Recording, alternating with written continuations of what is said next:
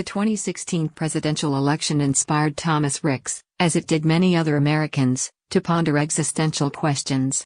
The Pulitzer Prize-winning author gets right to the point in the prologue to his seventh book, First Principles, What America's Founders Learned from the Greeks and Romans and How That Shaped Our Country. Harper, 416 pp. Out of 4, What Kind of Nation Do We Have Now? Is this what was designed or intended by the nation's founders?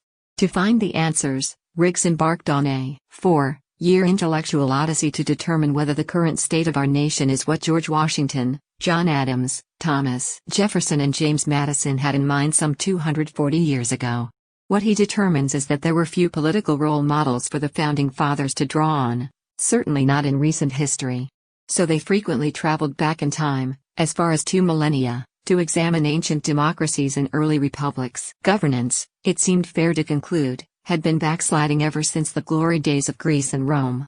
In First Principles, Ricks masterfully documents how examples of city-states like Athens and the Roman Republic, before Julius Caesar crossed the Rubicon, informed the 4 aforementioned Founding Fathers and their fellow travelers. Alexander Hamilton, among others, drifts in and out of the narrative. Book review: We Keep the Dead Close, a compelling portrait of a woman's life cut short. Forget about philosophers, come, lately, like Locke and Montesquieu. The founders, according to Ricks, were fixated on old school thinkers and doers such as Cicero, Cato, and Epicurus.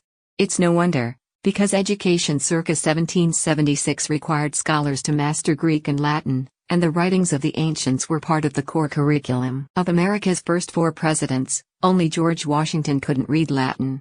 A cursory architectural tour of public buildings in Washington, D.C., like the U.S. Capitol, reflects the founders' reverence for ancient Greece and Rome.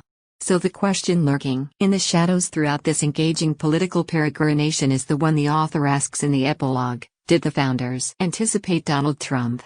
More, Stephen Colbert calls Donald Trump a fascist during emotional monologue on The Late Show. Madison did. According to Ricks, who quotes the key architect of the U.S. Constitution thusly, enlightened statesmen will not always be at the helm. The founders had one such example right before their eyes, Aaron Burr, who almost became president when, as Thomas Jefferson's running mate, he received the same number of electoral votes but did not do the honorable thing and concede the election to the head of the ticket. It is worth noting that Burr, a prolific philanderer, was the only vice president in American history to serve while being under indictment for murder.